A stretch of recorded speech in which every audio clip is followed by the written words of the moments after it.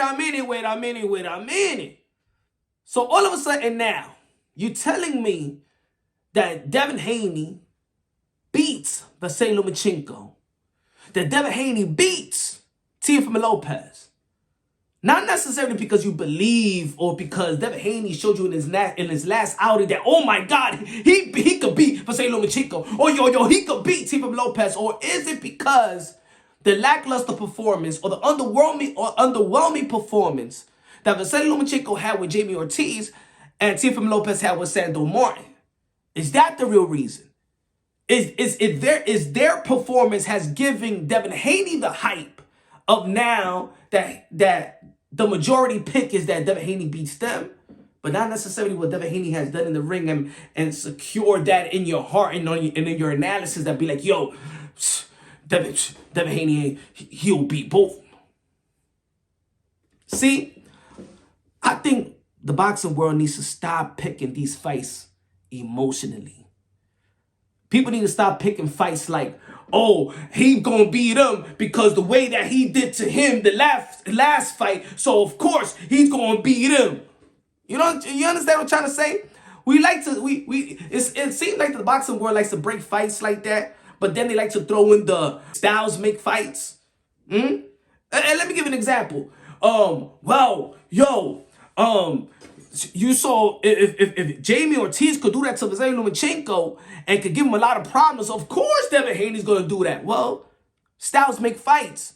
Nah, Jamie Ortiz was going to the body. Devin Haney don't go to the body like that. Now, I'm going to tell you like this. All these guys got great skills and talent. You know what I'm saying? All these guys is different type of fighters. But still, Vasyl Lomachenko got more tools in the toolbox to beat Devin Haney. He has victories and performances that lets me know that he could beat a Devin Haney. Teofimo Lopez had victories and performances and skill set that tells me that, yes, that Teofimo Lopez could beat a Devin Haney.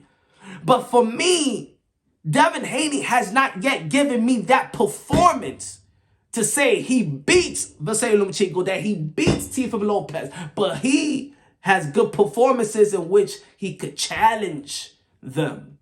But to beat them, no. And I won't pick Devin Haney and beating them because the way that they perform in their last outing. No. That's not the way that we should be picking fights. Because that's like picking fights emotionally. You know what I'm saying? Oh my God, he's great. Damn, he looks suspect. Oh, so he's a suspect fighter. Then this guy will beat him. Like, no, maybe he's a bad outing. Maybe that other opponent gave him some type of problems. So let me go again. When he fought Jamie Ortiz, when Vasyl Lomachenko fought Jamie Ortiz, and yes, he had some success. He has success going to the body, something that Devin Haney don't do. Devin Haney don't go to the body. Another thing, let's say Devin Haney, if he tries to clinch Vasyl Lomachenko because that's his style, you know what I'm saying? He a great jab, know how to work his range, got a nice 1-2. Doesn't throw a lot of punches doesn't throw a lot of combinations, 3s, 4s, and things of that nature. So Devin Haney is actually kind of simple, smart for his age, but simple for the eyes and experience of Vasyl Lomachenko. Do you understand what I'm trying to say? So if Devin Haney try to clinch Vasyl Lomachenko like he did George Kambosos, that won't work because we all know that Vasyl Lomachenko is one of the best, or probably the best lightweight in fighting off the clinch. You understand what I'm trying to say? So you gotta look at it, what this guy does good, bad, how this guy adjusts, how this guy has fought different type of experience, orthodox southpaws, and how did he adjust it when they gave him the type of problems, movers, sluggers, or whatever. That's how we could analyze boxing better. And we go with Devin Haney as well. And, of course, Teofimo Lopez as well. But why is it now that, oh, no, now Devin Haney could beat Vasyl Lomachenko? But you didn't think about that prior to Lomachenko facing Jamie Ortiz or Teofimo Lopez before the Sandor Martin that people are talking about that fight right now. In a 140-pound division. Again, people need to stop picking fights like that. Or breaking fights like that. If styles make fights. So we can't contradict ourselves. If styles make fights, let's go by the styles. Let's go by the styles. Let's go by the tools. You understand what I'm trying to say? And then we can break down fights genuinely that way. So again, I'm not, and look, there's people out there that got Devin Haney beating Vasyl Lomachenko and Teofimo Lopez, and they could come with a good argument if they do have a good argument, if they know how to break down boxing in terms of technique and not type of styles, and look at that resume, but this guy could do this guy, and this guy, he knocked him, and so he chin checked him, or that he dropped with a body shot, and nah. Because if we think like that, that's not the way boxing usually goes. And yo, we seen a guy drop Mikey Garcia down, but when he fought the bigger guy in Errol Spence ain't drop us. So what that's going to tell you, that Errol Spence got no power? Nah. You understand what I'm trying to say? What else? We could go with other things. Like Luis Collazo hurt Keith Thurman to the body, but Danny Swift Garcia, that probably got more power than Luis Collazo, didn't hurt him to the body. So does that makes him punch weaker, or is he a weaker puncher and stuff like that? Nah, man. But Turbiev got dropped early in his career.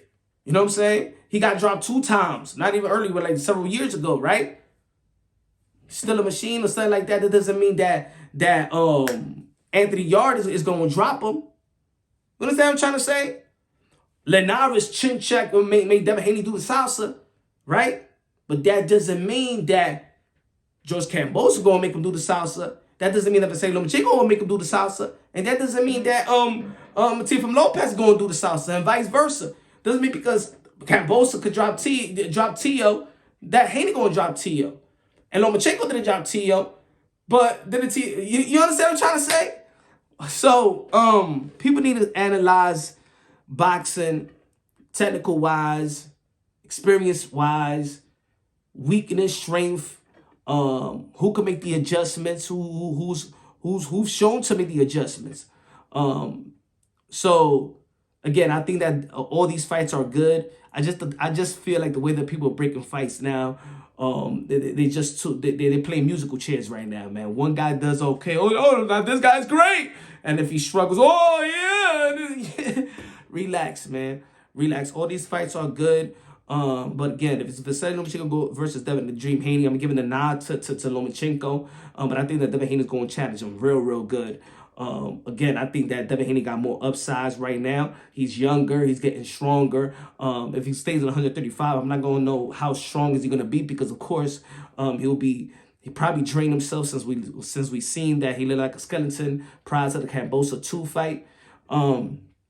We'll see, but Devin Haney got the body frame to and know how to control the range to get Lomachenko some extra time for Lomachenko to figure out the range. But I think that Vasyl Lomachenko is just too smart, and I think that Devin Haney doesn't possess the type of power to keep him off him like a fighter like a Teofimo Lopez did, or doesn't have the athleticism to you know what I'm saying, to pivot simultaneously with him and stuff like that, take away the angles and stuff like that. If he try to take it away, he'll take it away trying to probably stop him in his tracks with the clinches and stuff like that. And I think that's not going to work too much. And I think that Vasyl Lomachenko will adjust to anything that Devin Haney's going to throw. I'm not sure if Devin Haney got enough of the toolbox to adjust to whatever the Vasyl Lomachenko got for him. And with Teofimo Lopez, I think that Teofimo Lopez still, the athleticism still got it. I think that there's still the speed and the power. I still edge it. I still give it to Teofimo Lopez on that one. And I think they know each other more than Devin Haney knows Vasyl Lomachenko. I think that's gonna be a tough fight as well. But I'm still giving the edge. Again, Teofimo Lopez, Vasyl Lomachenko have shown me and has been victorious in tough fights, in competition, have shown me that they could adjust, that they could win big, and they have shown me their IQ at the same time. They showed me their will to win. Even let's say Teofimo Lopez in his L versus George Kambosos, he dropped George Kambosos, so he showed to me that he got power resistance and stuff like that. So it's going to be all these matches are going to be good, but Devin Haney has given you that spectacular, has given you that fight that he has given you the hype. Not that is what they didn't do. You know what I'm saying? I want you to pick Devin Haney because it's what he's done, what he could do, and what he's done, and what he's shown you. Not what these guys haven't done. That actually be like, well, if they didn't look, then okay, I got Devin Haney because they just didn't look good. No. The Devin Haney looks spectacular enough to make you feel like, hell yeah, I'm gonna beat these guys, or it's because they did, or they look lackluster performance versus their last outing that make you feel like, okay, well, Devin Haney beat him. Because I don't think that's a genuine, you're looking at it in a genuine eye, in my opinion. But it is what it is. It's just my opinion. I could be wrong. Leave it in the comment section and we can chop it up right there, man. I'll answer to whoever. Love y'all. God bless. Subscribe to the channel. Love y'all. God bless. And on to the next.